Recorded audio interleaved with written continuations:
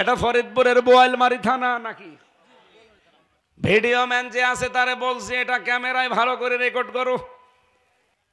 কোন অ্যাডাল্ট পুরুষের পিতা নবীজি ছিলেন না, এই জন্য আল্লাহ সেবিয়ান দেননি। যদি দিতেন খ্রিস্টানরা ভুল ধরতো যে কোরআনে ভুল পাওয়া গেছে। আল্লাহ রাব্বুল আলামিন এমন এমন শব্দ চয়ন করেছে যেখানে যেটা দরকার কিয়ামত পর্যন্ত মানুষ শুধু গবেষণাই করবে, কোনো ভুল খুঁজে পাবে না। ক্যার্স স্টেফেন পপ সঙ্গীত শিল্পী, আন্তর্জাতিক মানের, সারা দুনিয়া তারে চেনে।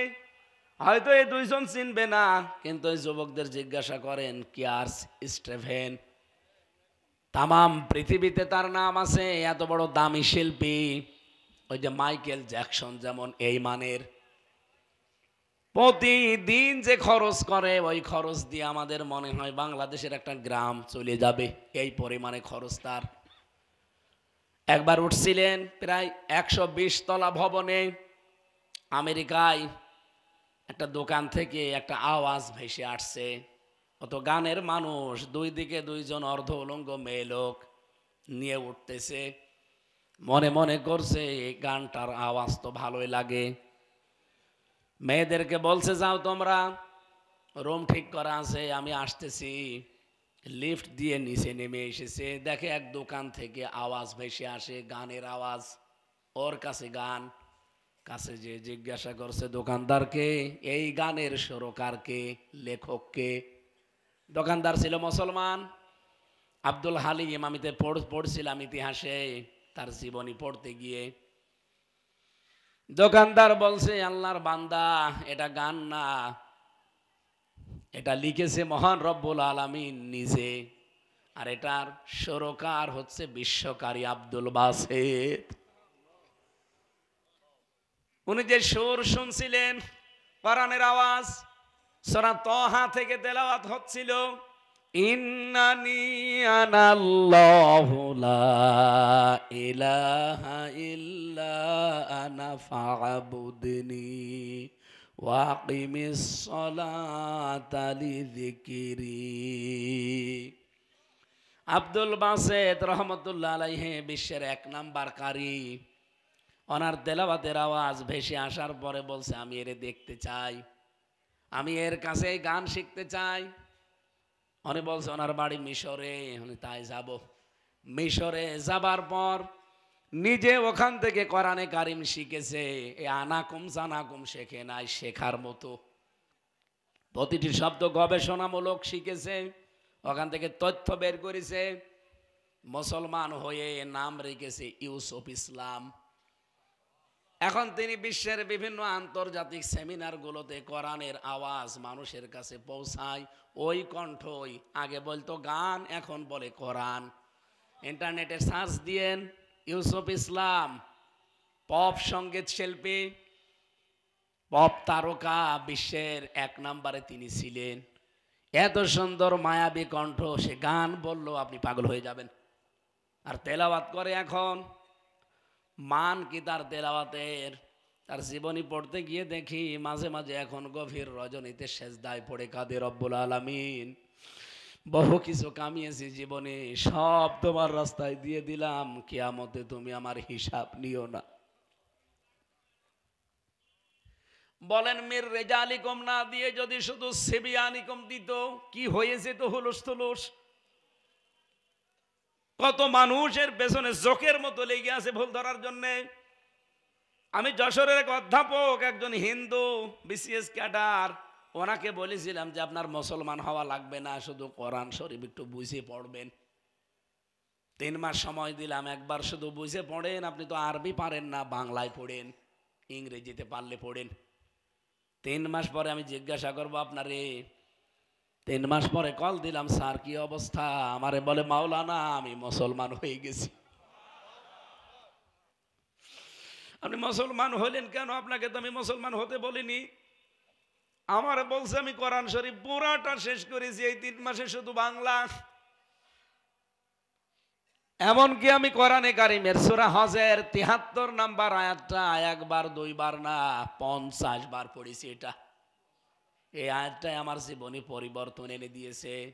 রব্বুল আলামিন এই আয়াতের ভেতরে একটা উদাহরণ দিয়েছেন, ও উদাহরণ আমিও পড়েছি, কিন্তু ওনার কাছে শুনলাম যে বলেন তো, স্যার আমারে বলছিলেন ইয়া আইয়ুহান্নাসু দরিবা মাসালুন ফাসতামিউ লা। হে মানব মণ্ডলী, উনি তো আর আরবি বলে না, উনি বাংলায় বলছিলেন হে মানব মণ্ডলী। এখানে হে মুসলমানেরা বলা নেই, ইয়া আইয়ুহান নাস, হে মানব মণ্ডলী। দরিবা মাসালুন ফাসতামিউ লা, আমি একটা উদাহরণ দিতে চাই, তোমরা যারা আমার বান্দা বান্দি দুনিয়ায় আছো খুব ভালো করে শোনো। কে বলছেন? আল্লাহ বলছেন আমি একটা উদাহরণ দিতে চাই, তোমরা খুব ভালো করে শোনো। কি উদাহরণ? ইন্নাল্লাযীনা তাদউনা মিন দুনিল্লাহি লা ইয়াখলুকু যুবাবা ওয়ালা ইয়াজতামাউ লা। আল্লাহ বাদে যাদেরকে ডাকো এদের কোনো ক্ষমতা নেই, সব এক জায়গায় হয়েও একটা মাছি বানাতে পারে।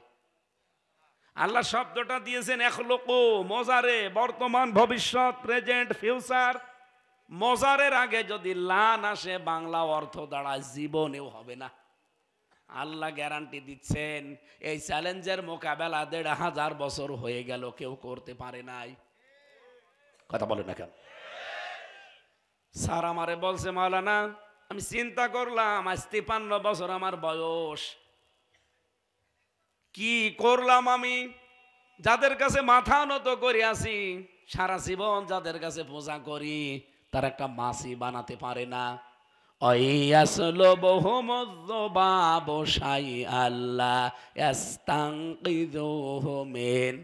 এমনকি তাদের সামনে থেকে মাছি যদি কিছু ছিনিয়ে নেয় ও আটকাতেও পারে না। কথা বলে না কেন? আমি বললাম তাতে হয়েছে কি?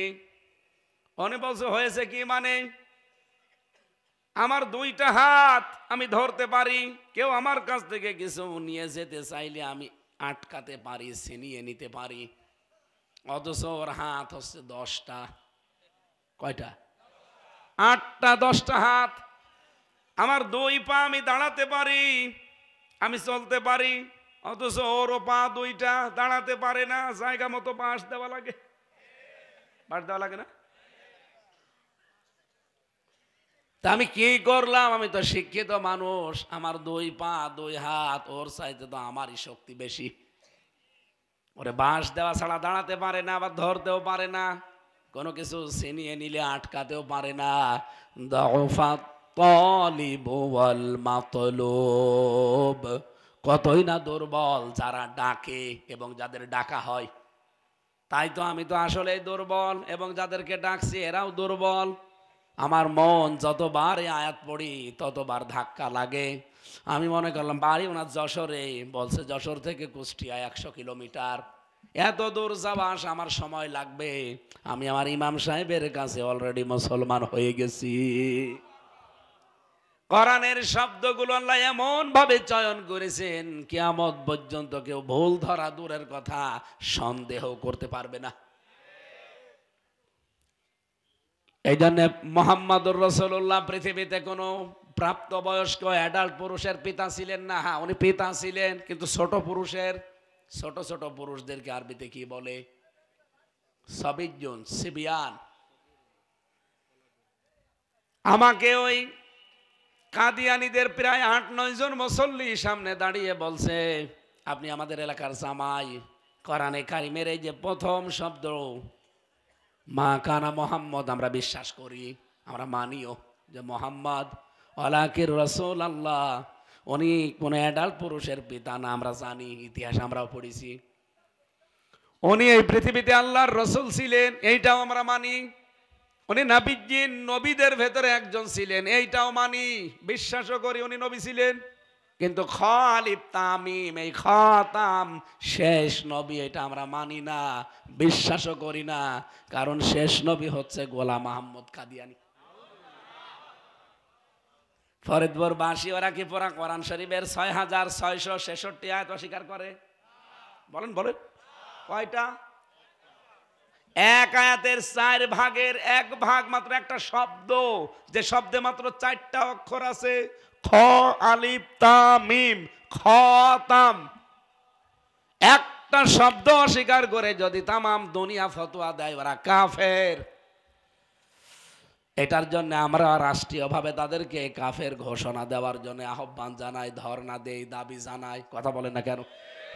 অথচ এই বাংলাদেশে যারা কোরআনে কারিম প্রতিষ্ঠা হোক এটা চাই না, তারা কমপক্ষে 918টা আয়াত বিশ্বাস করে না।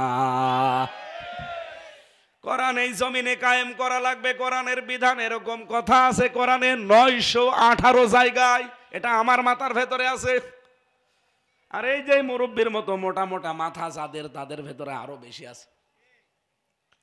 918 জায়গায় আমার মতো এতটুকু মানুষ যদি পায়, যে মানুষ এই বাংলাদেশে বলে কোরআনের আইন আমরা চাই না, শরিয়া আইন আমরা বিশ্বাস করি না, আল্লাহর কসম তারা এই কাদিয়ানীদের চাইতেও বড় কাফের। এই কথা বোঝেন আগে, তারপর তাকবীর দিন। বুঝেছেন? কার কাছে আপনি ধর্ণা দিচ্ছেন কাফের বানাতে কাদিয়ানীদের? যারা 918 আয়াত মানে না, এরা তো মাত্র একটা শব্দ মানে না। সুতরাং এই পাগলামি বাদ দেন। যাদের কাছে দাবি জানাচ্ছেন এরা কাফেরেরও বাপ। এই যে কলম দিয়ে আপনি কাদিয়ানীদের কাফের ঘোষণা করবেন, লিখবেন, রায় দেবেন, এবারের দাবি জানানো না, ধর্ণা দেওয়া না, এবার আমরা সরাসরি এই কলমের মালিক হতে চাই।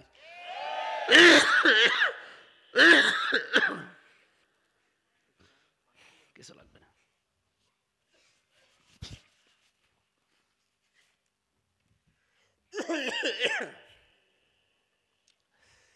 এবার মুসলমানেরা বাংলাদেশে 92%। যেভাবে এবার জোয়ার উঠেছে, সত্যি যদি আমরা এদেশে ওই কলমের মালিক হতে পারি, আমরা নিজেরা এবার ওদের রায় লিখতে পারবো। সেগুলোর কথা বললে আপনার কাছে রাজনীতি মনে হয়? আমি আশা করছি কি বলতে চাই আপনি বুঝে ফেলেছেন। আপনি বুঝেছেন? আলহামদুলিল্লাহ। ওনার মাথার ভেতরে আরো বেশি কিছু, এই জন্য বললাম। দেখছেন না আমার সাথে মাটা মোটা। আমার ভাইরা, আমি হাসির ছলে বলি আর কান্নার ছলে বলি, কথা আমার মনে হয় মূল কথা আপনি বুঝেছেন। কাদিয়ানীদের কাফের ঘোষণার জন্য আর কোনো দাবি না, আর কারো কাছে ধর্ণা না, আমরা নিজেরা এবার কলমের মালিক হয়ে নিজেরা রায় লিখব। সেই পরিবেশ অলরেডি বাংলাদেশের সামনে আসতেছে। কোরআনের কথা শুনলে প্রথমেই বাধা দেয় কারা যেন? আরো জোরে বলেন। 2 নম্বরে কোরআন শুনতেও আসে, বিশ্বাসও করে, কিন্তু আস্তে করে পেছন ফিরে কেটে চলে যায়। একজন চলে যাচ্ছে না, বসে পড়িস। আল্লাহ বলেন এরা কারা জানো? এরা মুনাফিক। সূরা নিসার 61 নম্বর আয়াতে এই তথ্যটা পাবেন। 5 নম্বর পারা 7 নম্বর পৃষ্ঠার 1ম নম্বর লাইনে আছে, وَإِذَا قِيلَ لَهُمْ تَعَالَوْا إِلَى مَا أَنزَلَ اللَّهُ وَإِلَى الرَّسُولِ رَأَيْتَ الْمُنَافِقِينَ يَصُدُّونَ عَنكَ صُدُودًا। হে নবী, যখন মানুষদেরকে বলবেন আসো আল্লাহর বিধানের দিকে আসো, আর রাসূলের আদর্শের দিকে আসো, আপনি দেখবেন অনেক মানুষ আছে তারা বিশ্বাস করে আপনার কথা, শুনতেও আসে, কিন্তু আস্তে করে পেছন দিক থেকে কেটে পড়ে। এরা হচ্ছে নির্ভেজাল মুনাফিক। আবু জেহেলের কাছে আখনাস ইবনে শুরাইক, এই লোকটা একদিন গোপনে ঘরের ভেতরে জিজ্ঞাসা করছে, নেতা মোহাম্মদ যেটা বলে এটা কেমন? আবু জেহেল বলছে 100 ভাগ সত্য। 100 ভাগ সত্য? আপনি কি বললেন? আশপাশে তো কেউ নেই এই জন্য বললেন। বলছে না, আমি নিজেও রাতের বেলা ওর বাড়ির পেছনে যে শুনি, কথাগুলোর বানানো কথা না, এত সুন্দর মিল করা কথাগুলো বলতে পারে না, এর আসমান থেকে আসে। আখনাস ডাক দিয়ে বলছে, নেতা আপনি বলছেন এগুলো সত্য কথা, তাহলে মানেন না কেন?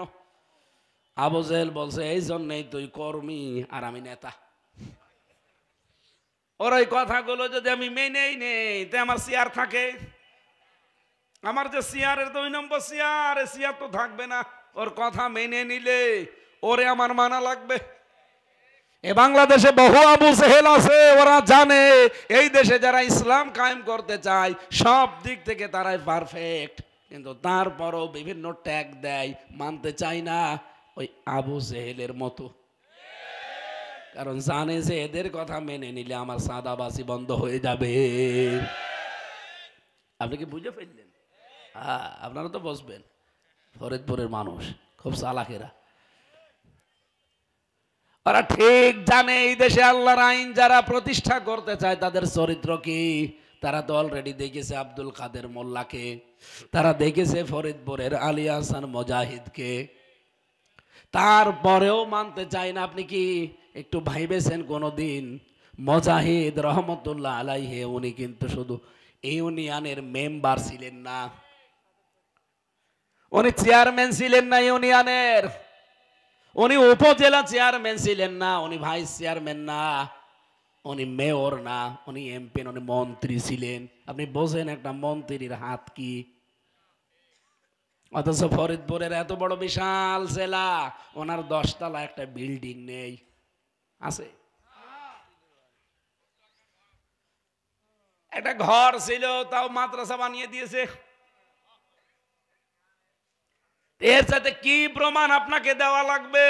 আমার মনে হয় এর চাইতেও যদি ভালো মানুষ পেতে চান তো ফেরেশতা জিবরাইল ছাড়া আর সম্ভব না।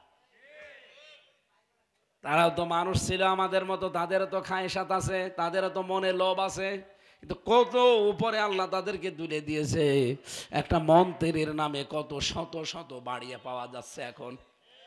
সেদিন এক মন্ত্রীর সাথে দেখা হয়েছিল সিঙ্গাপুরে না মালয়েশিয়াতে, ওর 620টা বাড়ির নাম শুনেছি আমি, কিন্তু বাইরের দেশে যে বাড়িতে থাকতে পারে না, হোটেলে থাকে।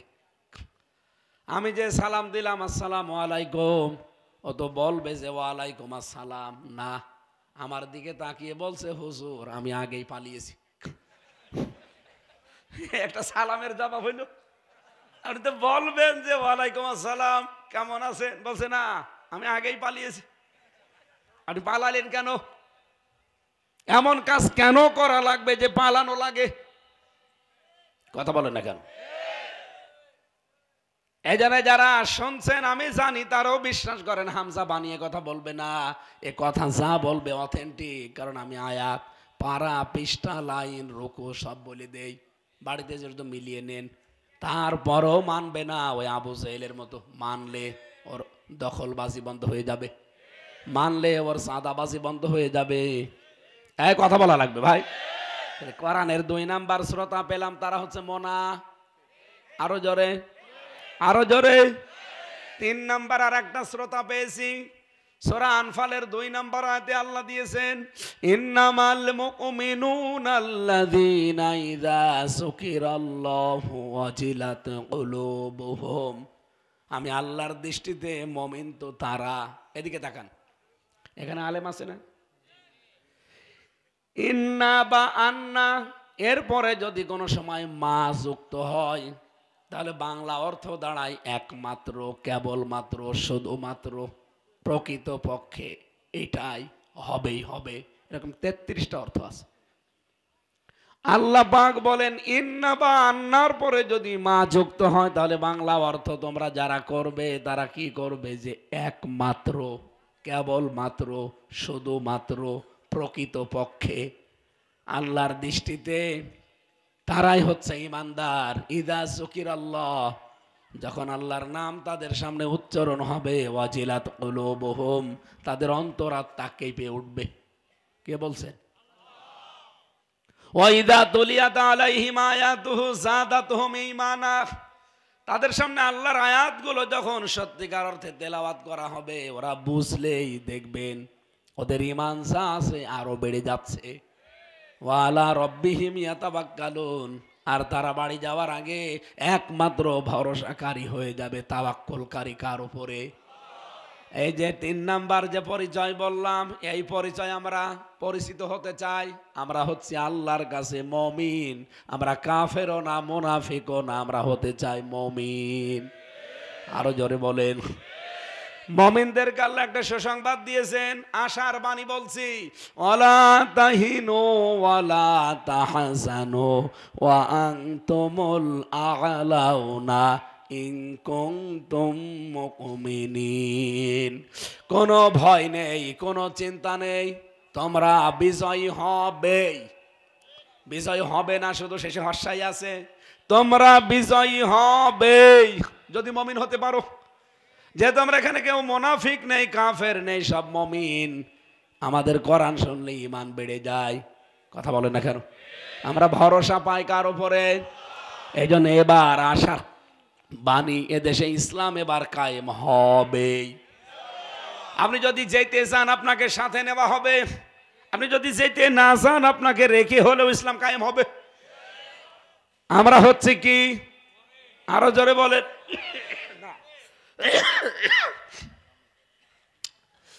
আমরা সবাই এখানে যারা আছি আব্দুল মমিন, মমিনের বান্দা। আসল মমিনকে আমরা কেউ সরাসরি মমিন বলে ডাকতে পারবেন না, এই মমিন না। আপনি হচ্ছে আব্দুল মমিন। আসল মমিন যিনি, তিনি কে? এখানে শব্দটা আমি পেয়েছি ওয়া আনতুমুল আ'লাউনা, অথচ আনতুম আ'লাউনা এর আগে আলিফ লাম দেওয়া আছে। এই নাকেরা যদি কোনো সময় আলিফ লাম দিয়ে মারেফা হয়ে যায়, আলেমরা বুঝবেন।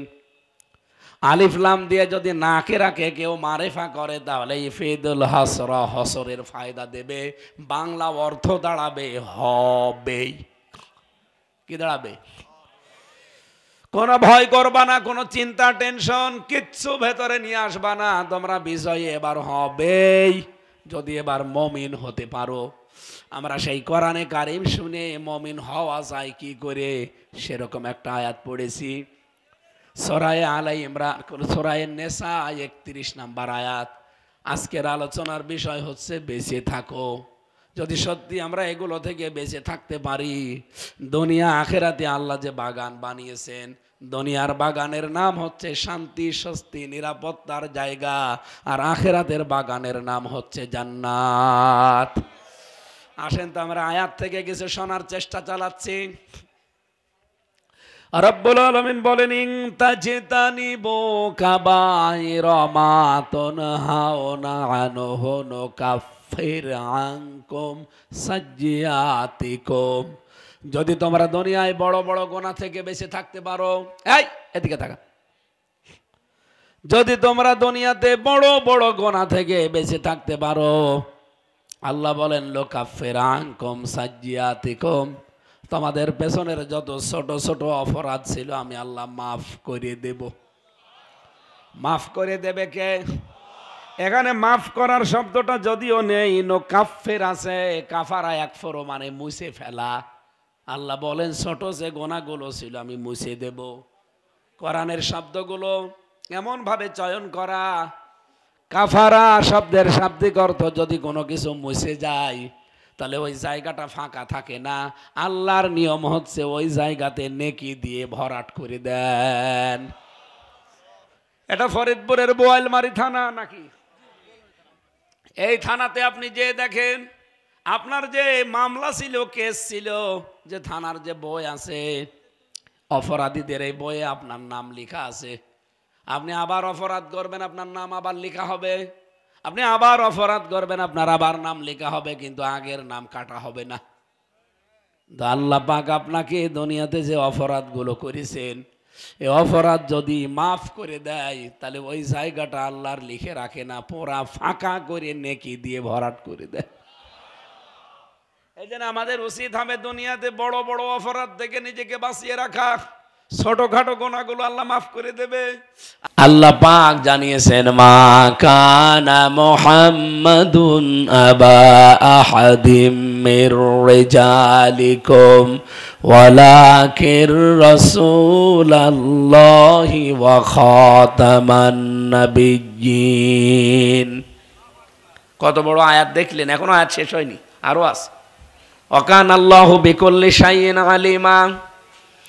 এত বড় আয়াতের আমি ওনাদের শোনালাম। বলেন তো মুসল্লিরা যারা নামাজ পড়লেন এই মসজিদে, মা কানা মুহাম্মাদুন, মা মানে না, কানা মানে ছিল, মোহাম্মদ মানে মোহাম্মদ একজন ব্যক্তি, মোহাম্মদ ছিল না, আবা পিতা, আহাদিম মির রিজালিকুম তোমাদের ভেতরে কোনো অ্যাডাল্ট পুরুষের পিতা। প্রশ্ন আসতে পারে, মির রিজালিকুম কোন পুরুষের পিতা নবীজি ছিলেন না, এ কথা কার? এ ঠিক আছে? এ ঘুমাচ্ছেন? এ আয়াত ঠিক আছে? না, ঠিক নেই। উনি যে পৃথিবীতে পুরুষের পিতা ছিলেন আমরা তো পড়েছি ওনার জীবনী। ওনার ছেলের নাম ছিল তাহের, ওনার ছেলের নাম ছিল ইব্রাহিম, ওনার ছেলের নাম ছিল কাশেম। পড়েননি কোনোদিন? তাহলে আল্লাহর ঘোষণা হচ্ছে মা কানা মুহাম্মাদুন আবা আহাদিম মির রিজালিকুম, তিনি কোনো পুরুষের পিতা ছিলেন না। মিলছে ওনার জীবনের সাথে? তেরে আয়াতটা ভুল না, মানে আপনাকে মেলানো লাগবে, আপনি না বললে হবে। শব্দের দিকে খেয়াল করে দেখেন। কোরআন শরীফের মাহফিলে আসা লাগে তো এই কারণে, কোরআন বোঝা লাগে এই কারণে। কোরআনের কোনো শব্দ নিয়ে যদি কেউ চিন্তা ভাবনা করে, বোঝে, ও যদি আমল নাও করে, তাও 500 রাকাত নফল নামাজের সওয়াব হয়। এই কারণে হয়। বাইরের দেশগুলোতে আমি গিয়ে বিশ্ববিদ্যালয় ঢুকি, আগে ওদের লাইব্রেরি দেখি। অনেক খ্রিস্টান দেশে গিয়ে দেখেছি লাইব্রেরিতে উপরে কোরআন শরীফ রেখে দেওয়া আছে। ওরা আমাদের চাইতে কোরআনের শব্দগুলো নিয়ে চিন্তা ভাবনা করে, আমাদের মতো বিশ্বাস করার জন্য না, ভুল ধরার জন্য। ওরা ভুল ধরার জন্য চেষ্টা করে, কারণ যালিকাল কিতাবু লা রাইবা ফি, কোরআনে কোনো সন্দেহ নেই, ভুল তো নেই। ওরা চিন্তা করে কি করে ভুল বের করা যায় দেখি।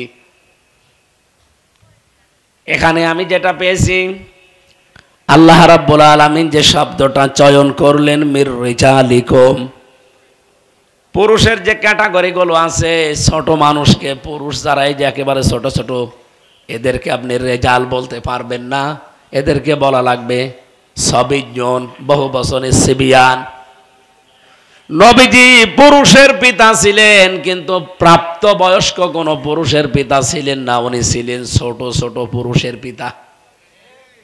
এই জন্য আয়াতটা ঠিক আছে, মির রিজালিকুম মানে প্রাপ্ত বয়স্ক পুরুষের পিতা।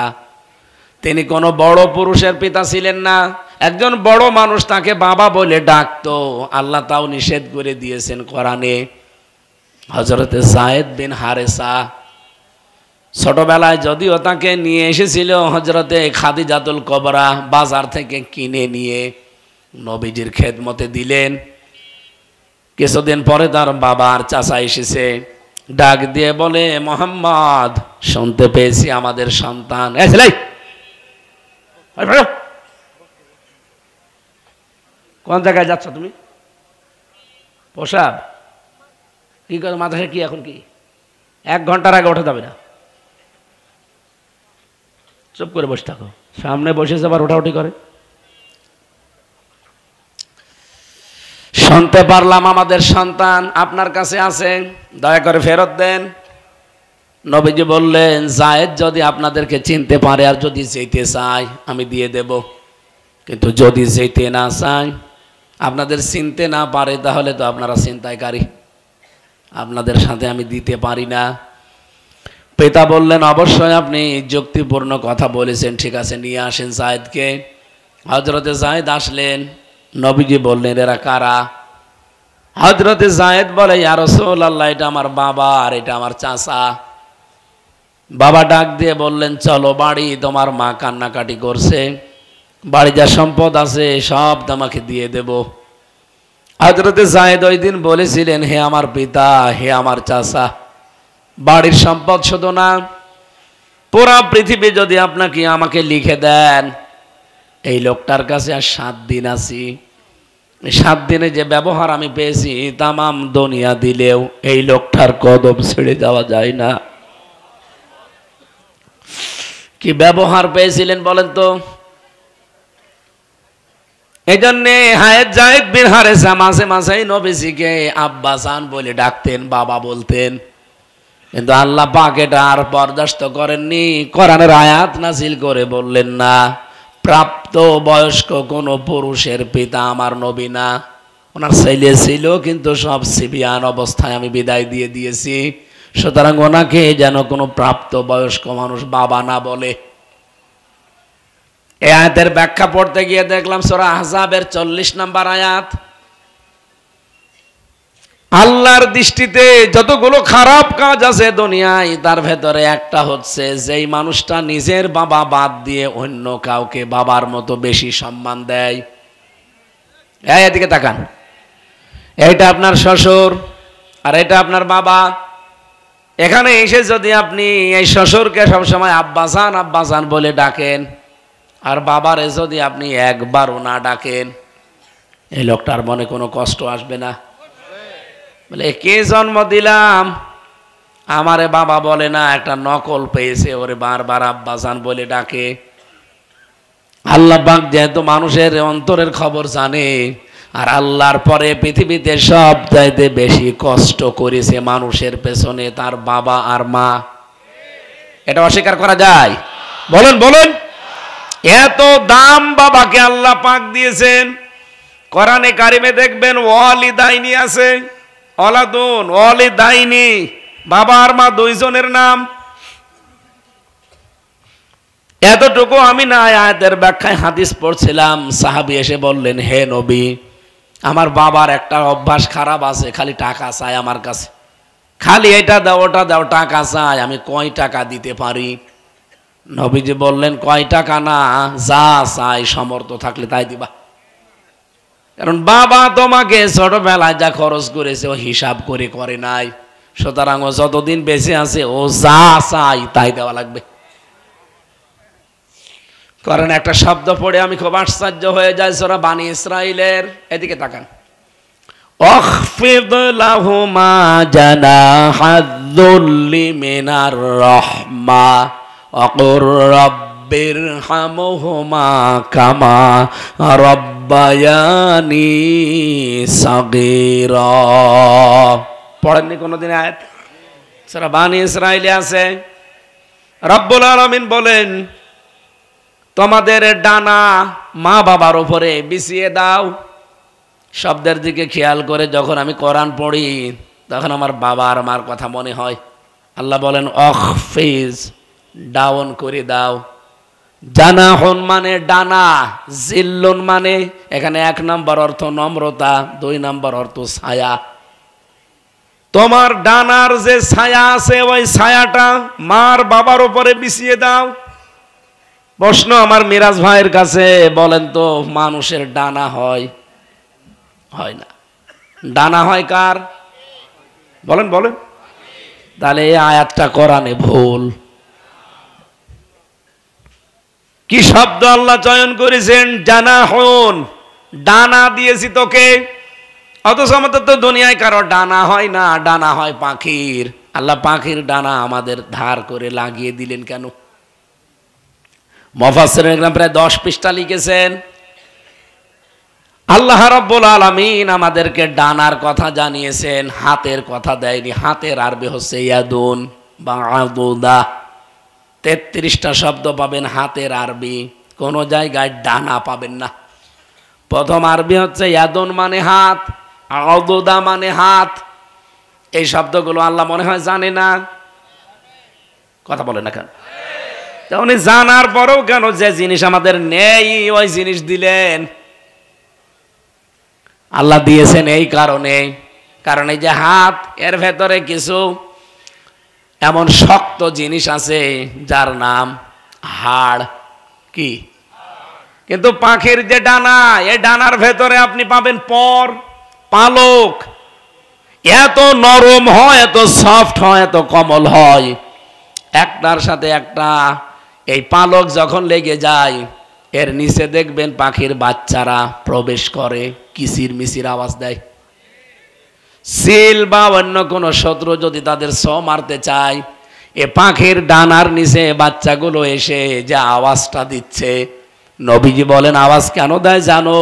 মনের ভেতরে তাদের প্রশান্তি, এমন জায়গায় আছি কেউ আমাদের মেরেও নিতে পারবে না। আল্লাহ পাক বলেন পৃথিবীর সন্তানেরা, অন্তত আমির হামজাকেই বলছেন, মনে করেন যে হামজা তোর মা বাবা জানো এইটা মনে করে দুনিয়ার শেষ বয়সে বসবাস করতে পারে, যে আমার হামজা যতদিন বেঁচে আছে, আমার মিরাজ যতদিন বেঁচে আছে, ততদিন আমাদের আর কোনো চিন্তা নেই। বলেন তো, হামজা মিরাজের মা বাবা কি এরকম মনে করতে পারছে? বলেন বলেন, পারছে? পারছে না কার কারণে? আমি তো জীবনেও চাই না আমার মা বাবা আমার থেকে আলাদা হয়ে যাক, বৃদ্ধাশ্রমে যাক বা অন্য ভাইয়ের কাছে থাক। আমি আমারটা বলছি, জীবনও আমি মন থেকে এটা চাই না। এখানে যত সন্তান আমরা আছি, আল্লাহর কসম, কোরআন শরীফ আমি মাথায় নিয়ে বলতে পারি, খারাপ হোক তারপরও সে চাই না যে আমার মা বাবা আলাদা হয়ে যাক বা অন্য ভাইয়ের কাছে থাক, এমনকি বৃদ্ধাশ্রমে চলে যাক। চান?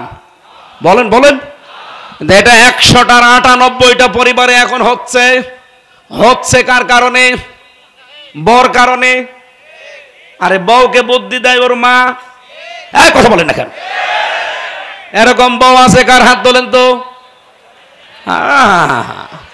ও আর শুনতে এসেছে। আমি হাসির জন্য বলি নাই। আজ এই বউগুলোর ছোট মনের কারণে, এই ন্যারো মাইন্ডের কারণে আমরা জাহান্নামে আছি। এদিকে মা বাবারও মন পায় না, ওদিকে বউ আর শাশুড়ি আছে কাঁটা হয়ে। আমি কি বেশি বলে ফেললাম? আমার মনে হয় বউ মা যারা ওয়াজ শুনতে এসেছে, ওরা এখন বরদোয়া করছে, আল্লাহ হুজুর মরুক, মরব। আমি মরব তাও বলবো। কথা বলেন না কেন? আমার উস্তাদ বিশ্ববিদ্যালয়ে ডক্টর জাহাঙ্গীর, আব্দুল্লাহ জাহাঙ্গীর, উনি একদিন সেমিনারে বলছিলেন যে কুষ্টিয়ার এক চেয়ারম্যান, ও গেছে খুলনায়। ওখানে যাবার পরে রাত হয়ে গেছে, কাজ সেরে আর আসতে পারে নাই। ছেলে থাকে খুলনায়, বাসা নিয়ে কলিং বেল টিপেছে রাত 10টায়। বৌমা খুলে দিয়ে বলছে, এত রাতে? বলছে গাড়ি পাইনি, এই জন্য চলে আসলাম। ছেলে বলছে, আব্বা রাত হয়ে গেছে, ঠিক আছে থাকো। স্ত্রীকে বলছে, আমার বাবা এসেছে, তাড়াতাড়ি রান্না করো।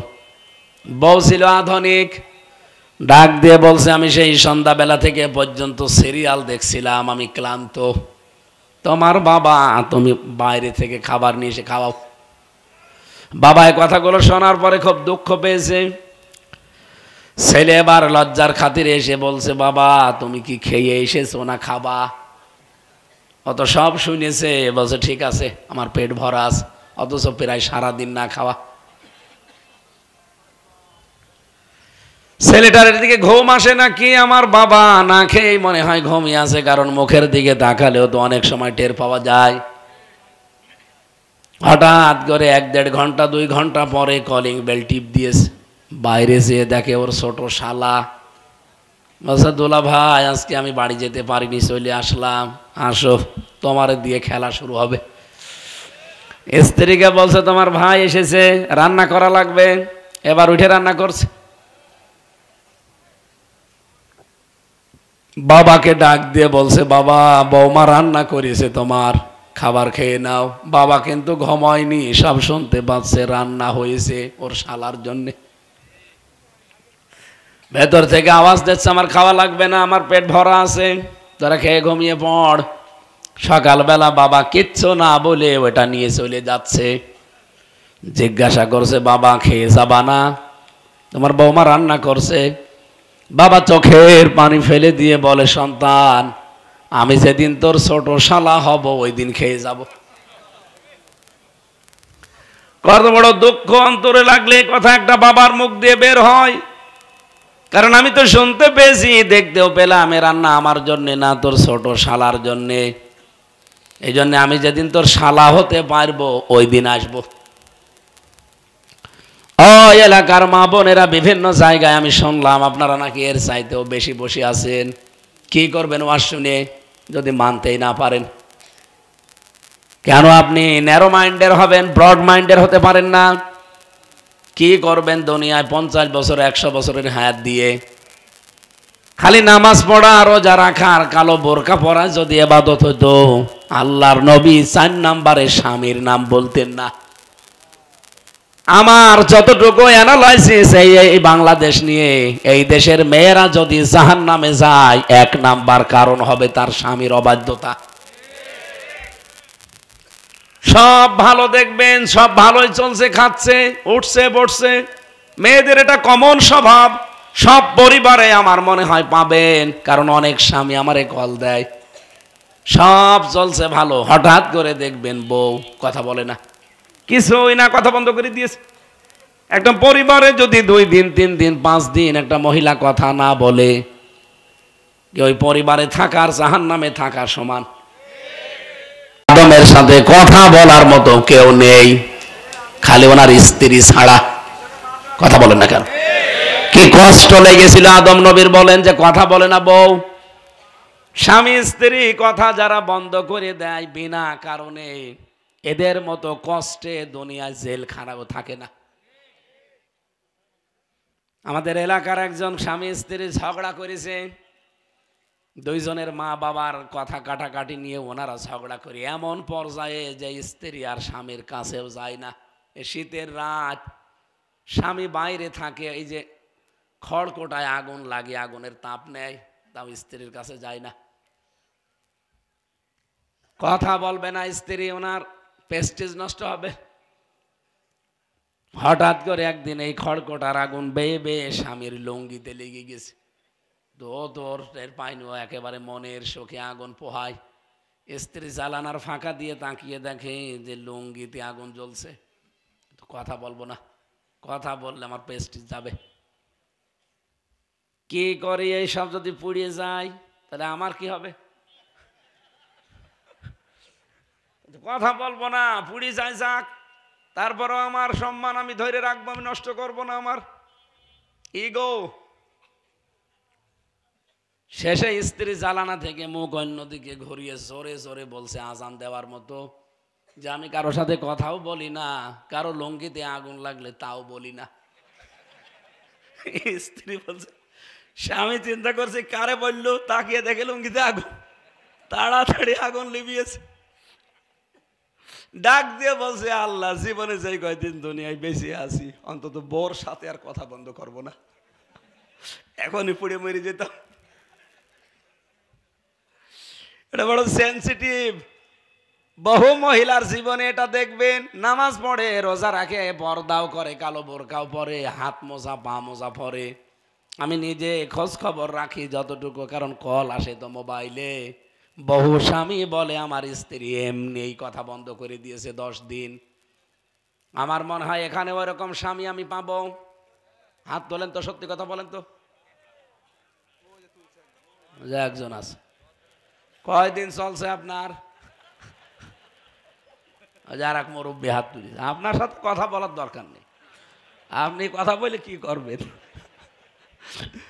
আপনার মতো মুরব্বী কথা কিয়ামত পর্যন্ত না বললে অসুবিধা নেই।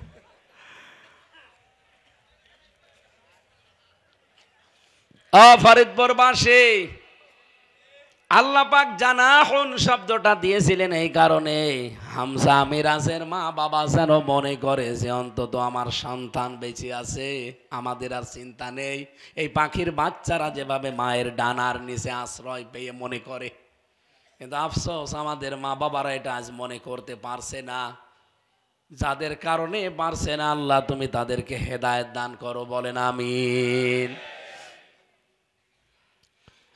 নবীজি ডাক দিয়ে বললেন, আল্লাহর বান্দা, তোমার মা বাবা জীবনে টাকা পয়সা চাই জন্য আমাকে নালিশ দাও, ও জীবনে যা চাই তাই দিবা, যতটুকু সমর্থ আছে সব দিয়ে দিবা। এমনকি বাবা যদি বলে সঙ্গত কারণে, এইদিকে তাকান, বাবা যদি বলে সঙ্গত কারণে ইসলামের নিয়ম নীতির দিকে তাকিয়ে যে এই বউটা রাখা যাবে না, বাদ দেওয়া লাগবে, বাবার কথা অনুযায়ী বউ তালাক দেওয়া জায়েজ আছে। কিন্তু মা যদি বলে বউ রাখা যাবে না, তালাক দেওয়া জায়েজ আছে না। কারণ বউ শাশুড়ির ভেতরে 100% মিল হওয়া পরিবার বাংলাদেশে খুব কম। কি কথা বলে না কেন? আমি নিজে একজন জামাই, এইটাও একজন জামাই, এ মুরব্বীও একজনের জামাই। আমি এই সমস্ত জামাইদের পক্ষ নিয়ে আজকে যেহেতু রেকর্ড হচ্ছে, সারা দুনিয়া যাচ্ছে, কোরআন আমার সামনে, আল্লাহর কসম আমি মন থেকে কথা বলছি, আমরা আমার শ্বশুর আর শাশুড়িকে যেই নজরে দেখি, যেই সম্মান দেই, আমাদের বউগুলো যদি আমাদের মা বাবাকে ওই নজরে দেখতো, বাংলাদেশে কোনো সন্তান মা বাবা থেকে আলাদা হতো না।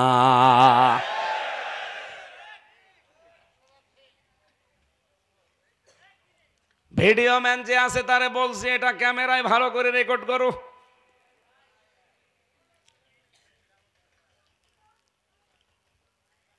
কোন অ্যাডাল্ট পুরুষের পিতা নবীজি ছিলেন না, এই জন্য আল্লাহ সেবিয়ান দেননি। যদি দিতেন খ্রিস্টানরা ভুল ধরতো যে কোরআনে ভুল পাওয়া গেছে। আল্লাহ রাব্বুল আলামিন এমন এমন শব্দ চয়ন করেছে যেখানে যেটা দরকার কিয়ামত পর্যন্ত মানুষ শুধু গবেষণাই করবে, কোনো ভুল খুঁজে পাবে না। ক্যার্স স্টেভেন পপ সঙ্গীত শিল্পী, আন্তর্জাতিক মানের, সারা দুনিয়া তারে চেনে।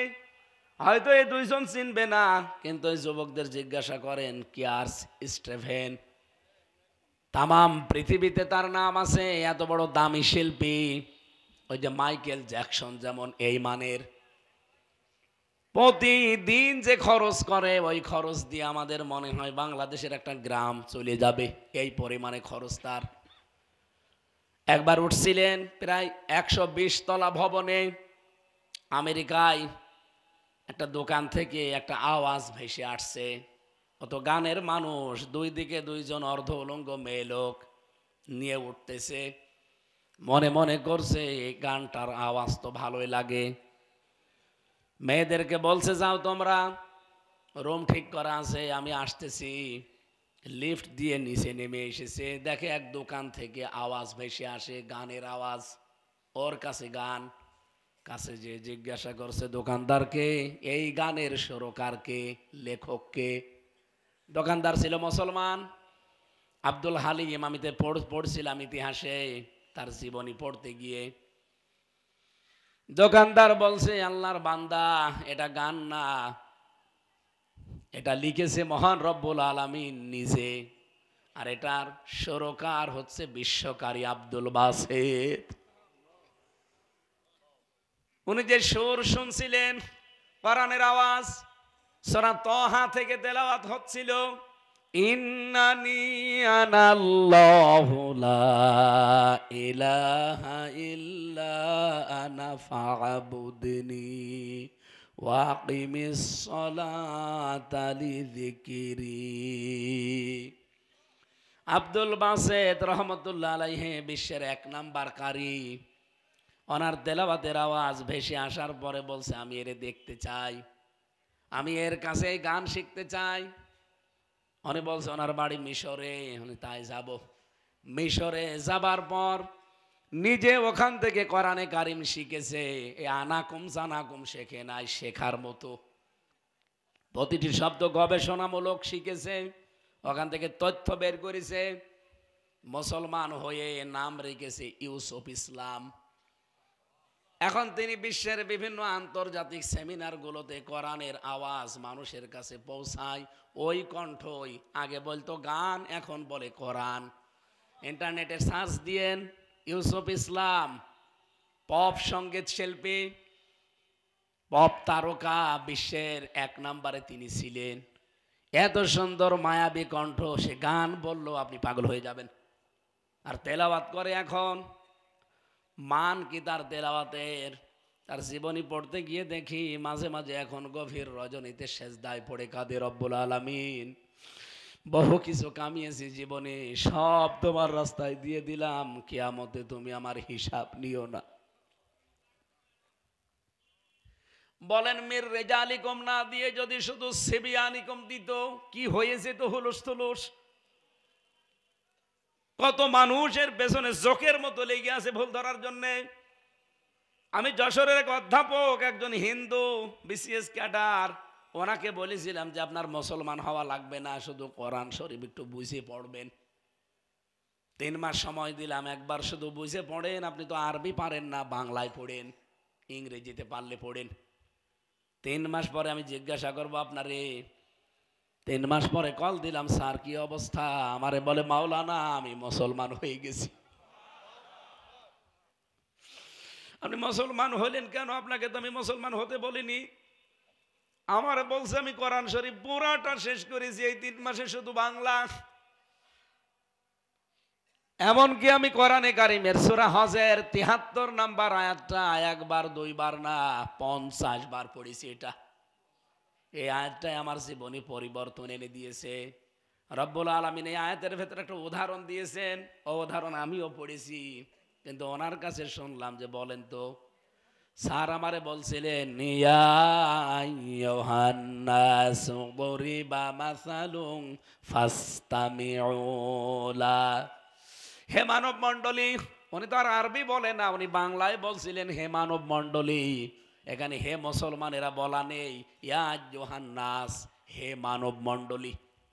দরিবা মাসালুন ফাসতামিউ লা, আমি একটা উদাহরণ দিতে চাই, তোমরা যারা আমার বান্দা বান্দি দুনিয়ায় আছো খুব ভালো করে শোনো। কে বলছেন? আল্লাহ বলছেন আমি একটা উদাহরণ দিতে চাই, তোমরা খুব ভালো করে শোনো। কি উদাহরণ?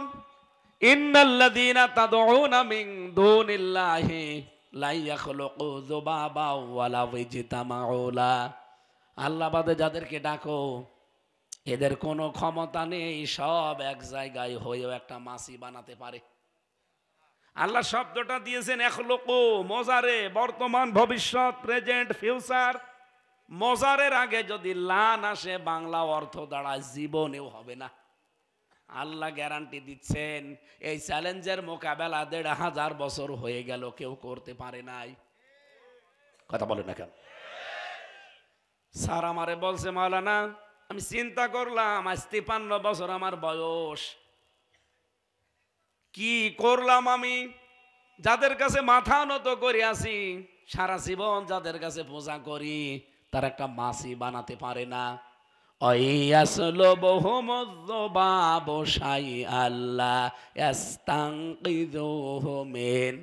এমনকি তাদের সামনে থেকে মাছি যদি কিছু ছিনিয়ে নেয় ও আটকাতেও পারে না। কথা বলে না কেন? আমি বললাম তাতে হয়েছে কি? উনি বলছে হয়েছে কি মানে, আমার 2টা হাত আমি ধরতে পারি, কেউ আমার কাছ থেকে কিছু নিয়ে যেতে চাইলে আমি আটকাতে পারি, ছিনিয়ে নিতে পারি, অথচ ওর হাত হচ্ছে 10টা। কয়টা? 8টা 10টা হাত। আমার 2 পা আমি দাঁড়াতে পারি, আমি চলতে পারি, অথচ ওরও পা 2টা দাঁড়াতে পারে না, জায়গা মতো বাঁশ দেওয়া লাগে। বাঁশ দেওয়া লাগে না?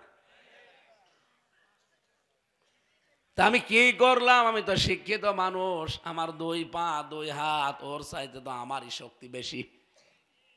ওরে বাঁশ দেওয়া ছাড়া দাঁড়াতে পারে না, আবার ধরতেও পারে না, কোনো কিছু ছিনিয়ে নিলে আটকাতেও পারে না। দাউফাত তালিবু ওয়াল মাতলুব, কতই না দুর্বল যারা ডাকে এবং যাদের ডাকা হয়। তাই তো আমি তো আসলে দুর্বল, এবং যাদেরকে ডাকছি এরাও দুর্বল। আমার মন যতবার এই আয়াত পড়ি ততবার ধাক্কা লাগে। আমি মনে করলাম বাড়ি ওনার যশোরে, বলছে যশোর থেকে কুষ্টিয়া 100 কিলোমিটার, এত দূর যাওয়া আসা আমার সময় লাগবে। আমি আমার ইমাম সাহেবের কাছে অলরেডি মুসলমান হয়ে গেছি। কোরআনের শব্দগুলো আল্লাহ এমন ভাবে চয়ন করেছেন কিয়ামত পর্যন্ত কেউ ভুল ধরা দূরের কথা সন্দেহ করতে পারবে না। এই জন্য মুহাম্মদুর রাসূলুল্লাহ পৃথিবীতে কোনো প্রাপ্তবয়স্ক অ্যাডাল্ট পুরুষের পিতা ছিলেন না। হ্যাঁ, উনি পিতা ছিলেন, কিন্তু ছোট পুরুষের, ছোট ছোট পুরুষদেরকে আরবিতে কি বলে? সাবিয়ুন, সিবিয়ান। আমাকে ওই কাদিয়ানীদের প্রায় 8-9 জন মুসল্লি সামনে দাঁড়িয়ে বলছে, আপনি আমাদের এলাকার জামাই, কোরআনে কারিমের এই যে প্রথম শব্দ মা কানা মোহাম্মদ আমরা বিশ্বাস করি, আমরা মানিও যে মোহাম্মদ ওয়ালাকির রাসূলুল্লাহ, উনি কোন অ্যাডাল্ট পুরুষের পিতা না, আমরা জানি, ইতিহাস আমরাও পড়েছি। উনি এই পৃথিবীতে আল্লাহর রাসূল ছিলেন, এইটাও আমরা মানি। উনি নবীজিন, নবীদের ভেতরে একজন ছিলেন, এইটাও মানি, বিশ্বাসও করি উনি নবী ছিলেন। কিন্তু খালিফ তামিম, এই খাতাম, শেষ নবী, এটা আমরা মানি না, বিশ্বাসও করি না। কারণ শেষ নবী হচ্ছে গোলাম আহমদ কাদিয়ানী। ফরিদপুরবাসী ওরা কি পড়া কোরআন শরীফের 6666 আয়াত অস্বীকার করে? বলেন বলেন। কয়টা? এক আয়াতের 4 ভাগের 1 ভাগ মাত্র একটা শব্দ, যে শব্দে মাত্র 4টা অক্ষর আছে, খ আলিফ তা মিম, খতাম। একটা শব্দ অস্বীকার করে যদি তামাম দুনিয়া ফতোয়া দেয় ওরা কাফের। এটার জন্য আমরা রাষ্ট্রীয়ভাবে তাদেরকে কাফের ঘোষণা দেওয়ার জন্য আহ্বান জানাই, ধর্ণা দেই, দাবি জানাই। কথা বলেন না কেন? অথচ এই বাংলাদেশে যারা কোরআনে কারিম প্রতিষ্ঠা হোক এটা চাই না, তারা কমপক্ষে 918টা আয়াত বিশ্বাস করে না। কোরআন এই জমিনে কায়েম করা লাগবে, কোরআনের বিধান এরকম কথা আছে কোরআনে 918 জায়গায়। এটা আমার মাথার ভেতরে আছে। আর এই যে মুরব্বীর মতো মোটা মোটা মাথা যাদের, তাদের ভেতরে আরো বেশি আছে। 918 জায়গায় আমার মতো এতটুকু মানুষ যদি পায়, যে মানুষ এই বাংলাদেশে বলে কোরআনের আইন আমরা চাই না, শরিয়া আইন আমরা বিশ্বাস করি না, আল্লাহর কসম তারা এই কাদিয়ানীদের চাইতেও বড় কাফের। এই কথা বোঝেন আগে, তারপর তাকবীর দিন। বুঝেছেন? কার কাছে আপনি ধর্ণা দিচ্ছেন কাফের বানাতে কাদিয়ানীদের? যারা 918 আয়াত মানে না, এরা তো মাত্র একটা শব্দ মানে না। সুতরাং এই পাগলামি বাদ দেন। যাদের কাছে দাবি জানাচ্ছেন এরা কাফেরেরও বাপ। এই যে কলম দিয়ে আপনি কাদিয়ানীদের কাফের ঘোষণা করবেন, লিখবেন, রায় দেবেন, এবারের দাবি জানানো না, ধর্ণা দেওয়া না, এবার আমরা সরাসরি এই কলমের মালিক হতে চাই।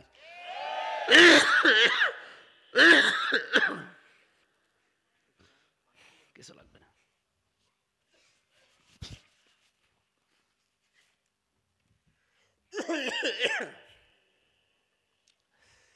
এবার মুসলমানেরা বাংলাদেশে 92%। যেভাবে এবার জোয়ার উঠেছে, সত্যি যদি আমরা এদেশে ওই কলমের মালিক হতে পারি, আমরা নিজেরা এবার ওদের রায় লিখতে পারবো। সেগুলোর কথা বললে আপনার কাছে রাজনীতি মনে হয়? আমি আশা করছি কি বলতে চাই আপনি বুঝে ফেলেছেন। আপনি বুঝেছেন? আলহামদুলিল্লাহ। ওনার মাথার ভেতরে আরো বেশি কিছু, এই জন্য বললাম। দেখছেন না আমার সাথে মাটা মোটা। আমার ভাইরা, আমি হাসির ছলে বলি আর কান্নার ছলে বলি, কথা আমার মনে হয় মূল কথা আপনি বুঝেছেন। কাদিয়ানীদের কাফের ঘোষণার জন্য আর কোনো দাবি না, আর কারো কাছে ধর্ণা না, আমরা নিজেরা এবার কলমের মালিক হয়ে নিজেরা রায় লিখব। সেই পরিবেশ অলরেডি বাংলাদেশের সামনে আসতেছে। কোরআনের কথা শুনলে প্রথমেই বাধা দেয় কারা যেন? আরো জোরে বলেন। 2 নম্বরে কোরআন শুনতেও আসে, বিশ্বাসও করে, কিন্তু আস্তে করে পেছন ফিরে কেটে চলে যায়। যে একজন চলে যাচ্ছে না, বসে পড়িস। আল্লাহ বলেন এরা কারা জানো? এরা মুনাফিক।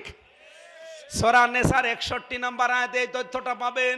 5 নম্বর পারা 7 নম্বর পৃষ্ঠার 1ম নম্বর লাইনে আছে, وَإِذَا قِيلَ لَهُمْ تَعَالَوْا إِلَى مَا أَنزَلَ اللَّهُ وَإِلَى الرَّسُولِ رَأَيْتَ الْمُنَافِقِينَ يَصُدُّونَ عَنكَ صُدُودًا। হে নবী, যখন মানুষদেরকে বলবেন আসো আল্লাহর বিধানের দিকে আসো, আর রাসূলের আদর্শের দিকে আসো, আপনি দেখবেন অনেক মানুষ আছে তারা বিশ্বাস করে আপনার কথা, শুনতেও আসে, কিন্তু আস্তে করে পেছন দিক থেকে কেটে পড়ে। এরা হচ্ছে নির্ভেজাল মুনাফিক। আবু জেহেলের কাছে আখনাস ইবনে শুরাইক, এই লোকটা একদিন গোপনে ঘরের ভেতরে জিজ্ঞাসা করছে, নেতা মোহাম্মদ যেটা বলে এটা কেমন? আবু জেহেল বলছে 100 ভাগ সত্য। 100 ভাগ সত্য? আপনি কি বললেন? আশপাশে তো কেউ নেই এই জন্য বললেন। বলছে না, আমি নিজেও রাতের বেলা ওর বাড়ির পেছনে যে শুনি, কথাগুলোর বানানো কথা না, এত সুন্দর মিল করা কথাগুলো বলতে পারে না, এর আসমান থেকে আসে। আখনাস ডাক দিয়ে বলছে, নেতা আপনি বলছেন এগুলো সত্য কথা, তাহলে মানেন না কেন? আবু জেহেল বলছে, এই জন্যই তুই কর্মী আর আমি নেতা। ওর ওই কথাগুলো যদি আমি মেনেই নেই তে আমার চেয়ার থাকে, আমার যে চেয়ারের 2 নম্বর চেয়ার, চেয়ার তো থাকবে না, ওর কথা মেনে নিলে ওরে আমার মানা লাগবে। এ বাংলাদেশে বহু আবু জেহেল আছে, ওরা জানে এই দেশে যারা ইসলাম কায়েম করতে চায় সব দিক থেকে তারাই পারফেক্ট, কিন্তু তারপরও বিভিন্ন ট্যাগ দেয়, মানতে চায় না ওই আবু জেহেলের মতো। কারণ জানে যে এদের কথা মেনে নিলে আমার সাদাবাজি বন্ধ হয়ে যাবে। আপনি কি বুঝে ফেললেন? হ্যাঁ, আপনারা তো বসবেন, ফরিদপুরের মানুষ খুব চালাকেরা, ওরা ঠিক জানে এই দেশে আল্লাহর আইন যারা প্রতিষ্ঠা করতে চায় তাদের চরিত্র কি। তারা তো অলরেডি দেখেছে আব্দুল কাদের মোল্লাকে, তারা দেখেছে ফরিদপুরের আলী হাসান মুজাহিদকে, তারপরেও মানতে চায় না। আপনি কি একটু ভাইবেছেন কোনোদিন? মুজাহিদ রহমতুল্লাহ আলাইহি উনি কিন্তু শুধু ইউনিয়নের মেম্বার ছিলেন না, উনি চেয়ারম্যান ছিলেন না ইউনিয়নের, উনি উপজেলা চেয়ারম্যান ছিলেন না, উনি ভাইস চেয়ারম্যান না, উনি মেয়র না, উনি এমপি, উনি মন্ত্রী ছিলেন। আপনি বোঝেন একটা মন্ত্রীর হাত কি? অথচ ফরিদপুরের এত বড় বিশাল জেলা, ওনার 10 তলা একটা বিল্ডিং নেই, আছে? একটা ঘর ছিল, তাও মাদ্রাসা বানিয়ে দিয়েছে। এর চাইতে কি প্রমাণ আপনাকে দেওয়া লাগবে? আমার মনে হয় এর চাইতেও যদি ভালো মানুষ পেতে চান তো ফেরেশতা জিবরাইল ছাড়া আর সম্ভব না। তারাও তো মানুষ ছিল আমাদের মতো, তাদেরও তো খায়সাত আছে, তাদেরও তো মনে লোভ আছে, কিন্তু কত উপরে আল্লাহ তাদেরকে তুলে দিয়েছে। একটা মন্ত্রীর নামে কত শত শত বাড়িয়ে পাওয়া যাচ্ছে এখন।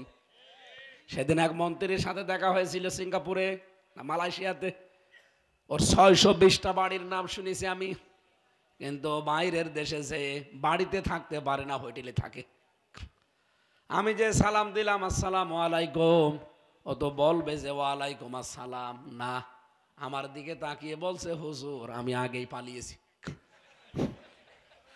একটা সালামের জবাব হইল। আপনি তো বলবেন যে ওয়ালাইকুম আসসালাম কেমন আছেন, বলছে না আমি আগেই পালিয়েছি। আপনি পালালেন কেন? এমন কাজ কেন করা লাগবে যে পালানো লাগে? কথা বলেন না কেন? এই জায়গায় যারা শুনছেন আমি জানি তারাও বিশ্বাস করেন হামজা বানিয়ে কথা বলবে না, এ কথা যা বলবে অথেন্টিক। কারণ আমি আয়াত, পারা, পৃষ্ঠা, লাইন, রুকু সব বলে দেই, বাড়িতে যেহেতু মিলিয়ে নেন। তারপরও মানবে না ওই আবু জেহেলের মতো। মানলে ওর দখলবাজি বন্ধ হয়ে যাবে, মানলে ওর সাদাবাজি বন্ধ হয়ে যাবে। এই কথা বলা লাগবে ভাই। কোরআনের 2 নাম্বার শ্রোতা পেলাম, তারা হচ্ছে মোনা। আরো জোরে, আরো জোরে। 3 নাম্বার আর একটা শ্রোতা পেয়েছি, সূরা আনফালের 2 নাম্বার আয়াতে আল্লাহ দিয়েছেন ইন্নামাল মুমিনুনা আল্লাযীনা ইযা যুকিরাল্লাহু ওয়াজিলাত কুলুবুহুম। আমি আল্লাহর দৃষ্টিতে মুমিন তো তারা। এদিকে তাকান, এখানে আলেম আছে না? ইন্না বা আন্না এরপরে যদি কোনো সময় মা যুক্ত হয় তাহলে বাংলা অর্থ দাঁড়ায় একমাত্র, কেবলমাত্র, শুধুমাত্র, প্রকৃত পক্ষে, এটাই, হবেই হবে, এরকম 33টা অর্থ আছে।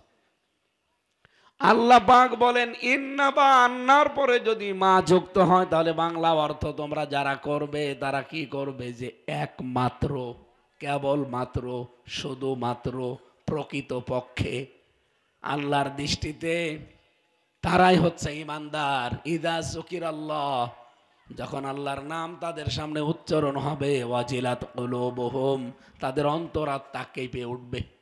কে বলছেন? ওয়া ইযা তুলিয়াত আলাইহিম আয়াতুহু যাদাতুহুম ঈমানা, তাদের সামনে আল্লাহর আয়াতগুলো যখন সত্যিকার অর্থে তেলাওয়াত করা হবে, ওরা বুঝলেই দেখবেন ওদের ঈমান যা আছে আরো বেড়ে যাচ্ছে। ওয়া আলা রাব্বিহিম ইয়াতাওয়াক্কালুন, আর তারা বাড়ি যাওয়ার আগে একমাত্র ভরসাকারী হয়ে যাবে, তাওয়াক্কুলকারী কার উপরে? এই যে 3 নাম্বার যে পরিচয় বললাম, এই পরিচয় আমরা পরিচিত হতে চাই। আমরা হচ্ছে আল্লাহর কাছে মুমিন, আমরা কাফেরও না মুনাফিকও না, আমরা হতে চাই মুমিন। আরো জোরে বলেন। মুমিনদেরকে আল্লাহ একটা সুসংবাদ দিয়েছেন, আশার বাণী বলছি, ওয়ালা তাহিনু ওয়ালা তাহজানু ওয়া আনতুমুল আ'লাউনা ইন কুনতুম মুমিনিন। কোনো ভয় নেই, কোনো চিন্তা নেই, তোমরা বিজয়ী হবেই। বিজয়ী হবে না শুধু শেষে হর্ষাই আছে, তোমরা বিজয়ী হবেই যদি মুমিন হতে পারো। যেহেতু আমরা এখানে কেউ মুনাফিক নেই, কাফের নেই, সব মুমিন, আমাদের কোরআন শুনলে ঈমান বেড়ে যায়। কথা বলেন না কেন? আমরা ভরসা পাই কার উপরে? এই জন্য এবার আশার বাণী, এদেশে ইসলাম এবার কায়েম হবে। আপনি যদি যেতে চান আপনাকে সাথে নেওয়া হবে, আপনি যদি যেতে না চান আপনাকে রেখে হলেও ইসলাম কায়েম হবে।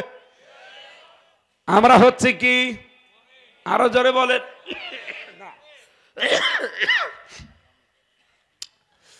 আমরা সবাই এখানে যারা আছি আব্দুল মমিন, মমিনের বান্দা। আসল মমিনকে আমরা কেউ সরাসরি মমিন বলে ডাকতে পারবেন না, এই মমিন না, আপনি হচ্ছে আব্দুল মমিন। আসল মমিন যিনি, তিনি কে? এখানে শব্দটা আমি পেয়েছি ওয়া আনতুমুল আ'লাউনা, অথচ আনতুম আ'লাউনা এর আগে আলিফ লাম দেওয়া আছে। এই নাকেরা যদি কোনো সময় আলিফ লাম দিয়ে মারেফা হয়ে যায়, আলেমরা বুঝবেন। আলিফ লাম দিয়ে যদি নাকেরাকে কেউ মারেফা করে তাহলে ইফিদুল হাসর, হসরের ফায়দা দেবে, বাংলা অর্থ দাঁড়াবে হবে। কি দাঁড়াবে? কোনো ভয় করবা না, কোনো চিন্তা টেনশন কিচ্ছু ভেতরে নিয়ে আসবা না, তোমরা বিজয়ী এবার হবেই যদি এবার মমিন হতে পারো। আমরা সেই কোরআনে কারিম শুনে মমিন হওয়া যায় কি করে, সেরকম একটা আয়াত পড়েছি সূরায়ে আলে ইমরান, সূরায়ে নিসা 31 নম্বর আয়াত। আজকের আলোচনার বিষয় হচ্ছে বেঁচে থাকো। যদি সত্যি আমরা এগুলো থেকে বেঁচে থাকতে পারি, দুনিয়া আখেরাতে আল্লাহ যে বাগান বানিয়েছেন, দুনিয়ার বাগানের নাম হচ্ছে শান্তি, স্বস্তি, নিরাপত্তার জায়গা, আর আখেরাতের বাগানের নাম হচ্ছে জান্নাত। আসেন তো আমরা আয়াত থেকে কিছু শোনার চেষ্টা চালাচ্ছি। রব্বুল আলামিন বলেন, ইন তাজতানিবু কাবাইরা মা তুনহাউনা আনহু নুকাফির আনকুম সাইয়্যাতিকুম। যদি তোমরা দুনিয়ায় বড় বড় গুনাহ থেকে বেঁচে থাকতে পারো, এই এদিকে তাকা, যদি তোমরা দুনিয়াতে বড় বড় গুনাহ থেকে বেঁচে থাকতে পারো, আল্লাহ বলেন নুকাফির আনকুম সাইয়্যাতিকুম, তোমাদের পেছনের যত ছোট ছোট অপরাধ ছিল আমি আল্লাহ মাফ করে দেব। মাফ করে দেবে কে? এখানে মাফ করার শব্দটা যদিও নেই, নো কাফের আছে, কাফারা একফরো মানে মুছে ফেলা। আল্লাহ বলেন ছোট যে গোনাগুলো ছিল আমি মুছে দেব। কোরআনের শব্দগুলো এমন ভাবে চয়ন করা, কাফারা শব্দের শাব্দিক অর্থ যদি কোনো কিছু মুছে যায় তাহলে ওই জায়গাটা ফাঁকা থাকে না। আল্লাহর নিয়ম হচ্ছে ওই জায়গাতে নেকি দিয়ে ভরাট করে দেন। এটা ফরিদপুরের বোয়ালমারি থানা নাকি? এই থানাতে আপনি যে দেখেন, আপনার যে মামলা ছিল, কেস ছিল, যে থানার যে বই আছে অপরাধীদের, এই বইয়ে আপনার নাম লেখা আছে। আপনি আবার অপরাধ করবেন, আপনার নাম আবার লেখা হবে। আপনি আবার অপরাধ করবেন, আপনার আবার নাম লেখা হবে, কিন্তু আগের নাম কাটা হবে না। আল্লাহ পাক আপনাকে দুনিয়াতে যে অপরাধগুলো করেছেন, এই অপরাধ যদি মাফ করে দেয় তাহলে ওই জায়গাটা আল্লাহর লিখে রাখে না, পুরা ফাঁকা করে নেকি দিয়ে ভরাট করে দেয়। এই জন্য আমাদের উচিত হবে দুনিয়াতে বড় বড় অপরাধ থেকে নিজেকে বাঁচিয়ে রাখা। ছোটখাটো গুনাহগুলো আল্লাহ মাফ করে দেবে। আল্লাযীনা ইয়াজতানিবুনা কাবাইরাল ইসমি ওয়াল ফাওয়াহিশা ইল্লাল লামাম। পৃথিবীতে কোনো মানুষ যদি নিজেকে বড় অপরাধ থেকে বাঁচিয়ে রাখতে পারে, বিশেষ করে ফাহিশা, অশ্লীল না, এই শব্দটা আল্লাহ আলাদাভাবে দিয়েছেন। এই অশ্লীলতা, বেহায়াপনা থেকে যদি সত্যিই নিজেকে বাঁচিয়ে রাখতে পারে, আল্লাহ বলেন ইল্লাল লামাম, ওর ছোটখাটো অপরাধ যেগুলো আছে আমার গাফফার নামের খাতিরে মাফ করে দেব। অনুদখিলকুম মুদখালান কারীমা, এমনকি ওকে আমি আল্লাহ এমন জায়গায় প্রবেশ করাবো যেটা সম্মানের জায়গা, যার নাম আমরা বলি জান্নাত। ওয়াল্লাযীনা ইয়াজতানিবুনা কাবাইরাল ইসমি ওয়াল ফাওয়াহিশা ওয়া ইযা মা গাযিবু হুম ইয়াগফিরুন। এটা সূরা শুরার 37 নম্বর আয়াতে আছে। এই পৃথিবীতে কোনো মানুষ আল্লাহর বড় বড় অপরাধ থেকে বেঁচে থাকতে পারবে, বিশেষ করে অশ্লীলতা থেকে। আর ইযা মা গাযিবু হুম ইয়াগফিরুন, যখন কারো প্রতি রাগ হবে আল্লাহর দিকে তাকিয়ে মাফ করে দেবে। এই গুণগুলো বলেন তো আমরা যারা এখানে বসে আছি আমাদের আছে কিনা? রাগ হলে আমরা মাফ করে দেই না, আরো দুর্বেশন দিয়ে আটি যে কি করে বিপদে ফেলা যায়। এক সাহাবীকে নবীজি মসজিদে প্রবেশ করতে দেখলেন, ঘোষণা দিলেন খুতবার ভেতরে, উনি আলোচনা করছিলেন, আলোচনা বন্ধ করে বললেন, এই মাত্র যে লোকটা প্রবেশ করেছে ওই লোকটা জান্নাতি। সবাই আলোচনা বাদ দিয়ে ওদিকে তাকিয়েছে। কে গো? দেখে একটা গ্রাম্য মানুষ। আলোচনা শেষ হয়ে গেল। দ্বিতীয় সপ্তাহে আবার যখন জমার দিন লোকটা মসজিদে নববীতে প্রবেশ করছে, নবীজি বললেন এই মাত্র যে লোকটা ঢুকলো ও জান্নাতি। তৃতীয় সপ্তাহে আবার বললেন ওই লোকটা জান্নাতি। হযরতে সাদ বিন আবি আক্কাস রাদিয়াল্লাহু তাআলা আনহু বলেন যে কি করে লোকটা, আমি একটু দেখব। ওনাকে বললেন আমি আপনার সাথে বাড়ি যেতে চাই, আপনার বাড়িতে একটু মেহমান হব। উনি ঠিক আছে চলো। 3 দিন পার হয়ে গেল তার বাড়িতে, দেখলেন না কোনো কাজ নেই, আমরা যা করি ওই রকমই। বললেন ভাই আমি একটা কথা জানার জন্য 3 দিন আপনার বাড়িতে মেহমান হয়েছিলাম, সত্যি করে বলেন তো গোপনে কি কাজ করেন? কই আমার তো গোপন কোনো কাজ সেরকম নেই। না, আপনি 3 দিন পর পর জমান নামাজে গেলেন, আল্লাহর নবী 3 দিন আপনাকে জান্নাতি বলে ঘোষণা দিয়েছে। সত্যি করে বলেন আপনার গোপন কোন আমল আছে? লোকটা বলে আল্লাহর বান্দা নবীর সাহাবী শোনো, গোপনে কোনো কাজ আমার নেই, তবে একটা কাজ আমার মনে হয় আছে। প্রতিদিন পরিশ্রান্ত শরীর সারাদিন খাটাখাটনি করে রাতের বেলা যখন আমি বাড়িতে এসে ঘুমাই, ঘুমানোর আগে যার প্রতি যত রকমের অভিমান ছিল, রাগ ছিল, সব আমি মাফ করে দিয়ে একটা শান্ত নির্মল স্বচ্ছ মন নিয়ে ঘুমিয়ে পড়ি। কারণ আমার বিশ্বাস আমি ঘুম থেকে না উঠতে পারি। কারণ মানুষ যখন ঘুমায় তখন মরে যায়। আল্লাহুম্মা বিইসমিকা আমুতু, প্রথম কি? এ আল্লাহ আমি তোমার নামে মরে গেলাম, ওয়াহিয়া এবং তোমার নামে আমি জীবিত হব, যদি তুমি আমার জীবন ফিরিয়ে দাও। দেখবেন কত মানুষ ঘুমের ভেতরে মরে যায়। কথা বলে না কেন? সাহাবী বলে দেখেন আমি এই আমলটা করি যে আমি তো আর বাঁচতে নাও পারি, এজন্য কারো প্রতি আমার কোনো ক্ষোভ নেই, রাগ নেই, অভিমান নেই, সব আমি আল্লাহর দিকে তাকিয়ে মাফ করে দিলাম, এরপরে ঘুমিয়ে গেলাম। মনে হয় আল্লাহ এই কাজটা পছন্দ করেছে।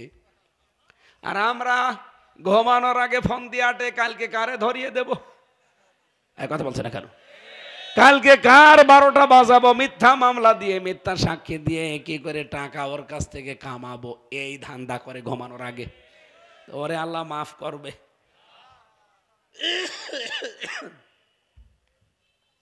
আর স্বামী স্ত্রীর ভেতরে যে গন্ডগোল গুলো, যদি এই হাদিসটা একটু আমরা সাহাবীদের এই জীবনটা একটু মেনে চলতাম, যে সকালবেলা না উঠতে পারি এইটাই আমার শেষ ঘুম হতে পারে, অনন্তকালের জন্য ঘুমিয়ে যেতে পারি, তো স্বামীর জন্যে, বাবার জন্যে, শাশুড়ের সাথে, ননদের সাথে যাই আছে সব আমি আজকে সব আল্লাহর জন্য মাফ করে দিলাম, আর নির্মল একটা শান্ত মন নিয়ে ঘুমিয়ে গেলাম। আল্লাহ পাক মনে হয় এই মহিলাকে ওই সাহাবীর মতো মাফ করে দেবে। কিন্তু না, সকালে কি করে নতুন করে ঝগড়া বাঁধাবে এই ফোন দিয়ে আটে না। দেখি টুল গাল লাল চা বা গরম পানি কিছু দেন তো। এমনি হাসিনার উপর রাগ হয়। এই শয়তান মহিলা আমার জীবনটা শেষ করে দিয়েছে, শরীরটাও শেষ করে দিয়েছে, কণ্ঠটাও শেষ করে দিয়েছে। না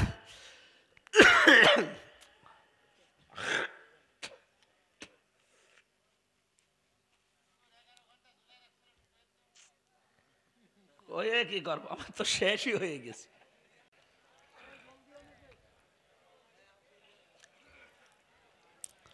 সুবহানাল্লাহ, জিকির কর।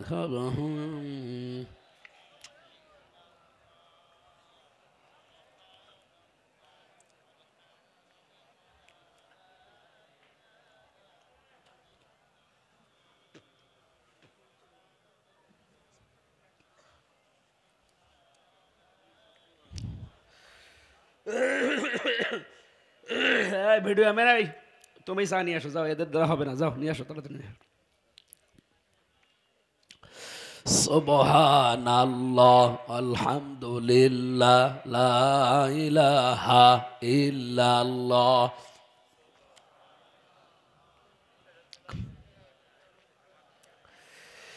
লা ইলাহা ইল্লাল্লাহ মুহাম্মাদুর রাসূলুল্লাহ। আমার ভাইরা, এই যে ৯৯টা পেয়েছি কোরআনে, আর একটা বই পড়েছিলাম ইমাম আজ-যাহাবী রহমতুল্লাহ আলাইহির লেখা কবিরা গোনা ৯৯টা, বড় বড় গোনা। উনি ওখানে ৭৭টা পর্যন্ত দিয়েছিলেন, আমি কিছু ভাঙ্গাচোরা করে ৯৯টা কোরআনের সাথে মিলিয়েছি, ওইটাই আজকে নোট করেছি। যে এই গোনাগুলো থেকে যদি বাংলার মানুষের আমরা বিরত থাকতে পারি, আল্লাহ পাক আমাদের ছোটখাটো অপরাধগুলো মাফ করে জান্নাতবাসী করে দেবেন। ১ নম্বরে গোনার নাম পেয়েছে শিরিক। আপনাদেরকে শিরিক থেকে বাঁচা লাগবে। শিরিক কাকে বলে?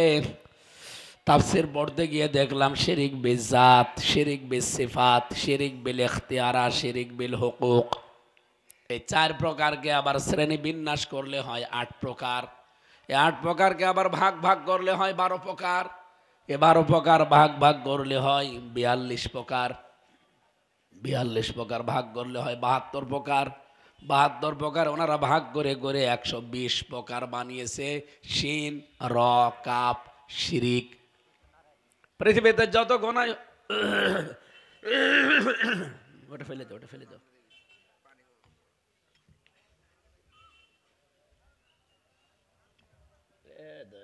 একেবারে ঠান্ডা, কলি করা যাচ্ছে, তাও যাক হইল, একেবারে সে রওশনের সাদের মতো ঠান্ডা হয়ে গেছে।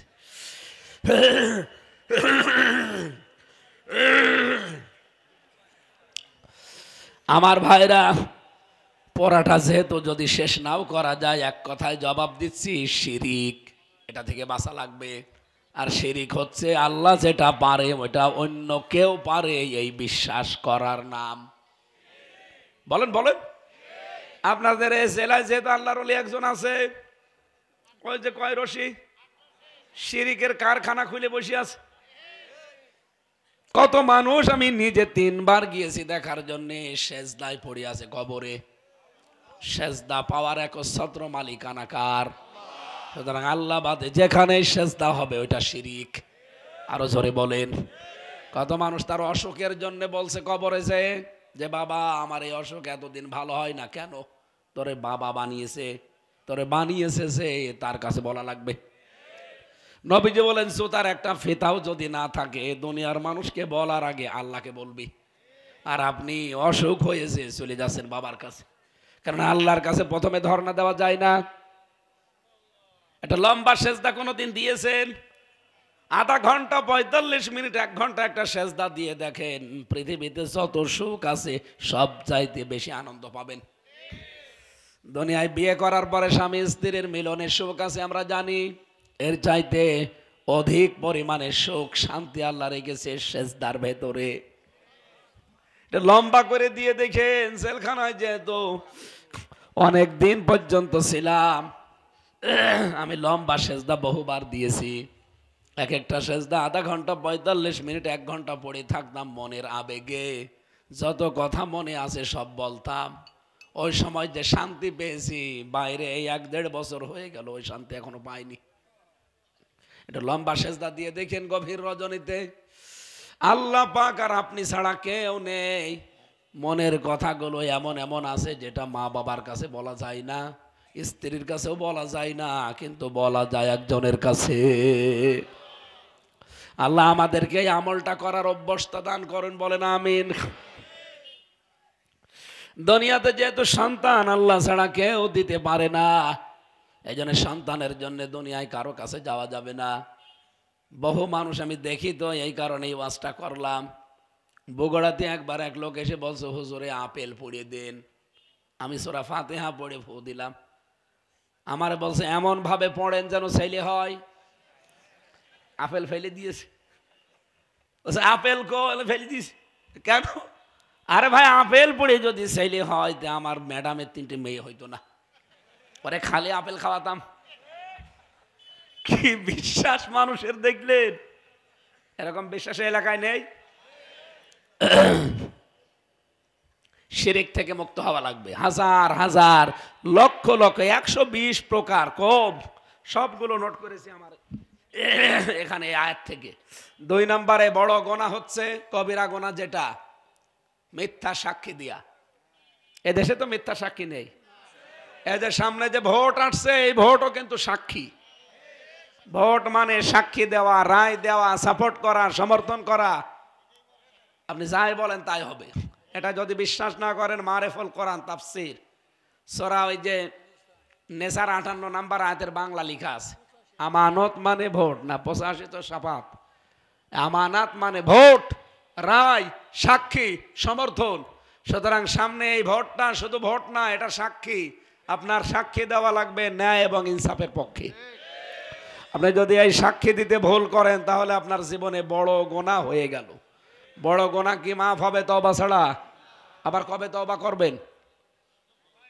এরপরে সতী সাধবী কোনো নারীর উপরে, কোনো মানুষের উপরে তহমত দেওয়া, যেটা বাংলাদেশে বেশি। আমাদেরকে অনেক মানুষ তহমত দিয়ে রেখেছে আগে থেকে, এখনো দেখছে আমরা নাকি নবী বিদ্বেষী, সাহাবী বিদ্বেষী। অনেক জালেমরা পারে নাই, মুনাফিকরাও পারে নাই, এখন অনেক আলেমকে লাগিয়েছে আমাদের পেছনে। তাদের কথাই দেখেন, এই যে আমরা নবী বিদ্বেষী, সাহাবী বিদ্বেষী, আমরা নাকি কাদিয়ানীদের চাইতেও খারাপ। এমনকি আমাদের বলছে নাস্তিকদের চাইতেও খারাপ। আল্লাহর কসম, কোরআন আমি মাথায় নিয়ে বলতে পারি যে আলেমে কথা বলেছে, উনি আলেম না, উনি আলেম নামে একজন জালেম। আমি যেহেতু জামাত ইসলামী করি, ওপেন ঘোষণা দিচ্ছি, বাংলাদেশ জামাত ইসলামে যদি নবী বিদ্বেষী হয়, সাহাবী বিদ্বেষী হয়, তারা যেন ধ্বংস হয়ে যায়। কিন্তু যদি না হয়, আমি যেহেতু আমি করি, আমার বিশ্বাস, আমার আকীদা, নবীরা মাসুম আর সাহাবীরা মাহফুজ, এরপরেও যদি দোষ দেন, আমার মনে হয় আল্লাহ ওই লোকটার জবান বন্ধ করে দেবে। আর এই মিথ্যা তহমত দেওয়ার কারণে যেহেতু এটা বড় গুনাহ, আপনি বেঈমান হয়ে মরবেন। এখানে কোনো সতী সাধবী নারী বা কোনো সতী পুরুষ, এরকম কোনো মানুষ, সৎ পুরুষের প্রতি মিথ্যা তহমত যেন আমরা না লাগাই। এই বড় গোনাগুলো থেকে যদি আস্তে আস্তে নিজেদের জীবনকে বাঁচিয়ে রাখতে পারি, কোরআনে কারীম ঘোষণা দিয়েছে এই জীবনের অপরাধ ছোট খাটোগুলো মাফ হবে, এবং বড় গোনা ছেড়ে দেওয়ার কারণে আল্লাহ সম্মানজনক জায়গা জান্নাতে আমাদের স্থান দান করবেন। আল্লাহ কবুল করুন, আমিন।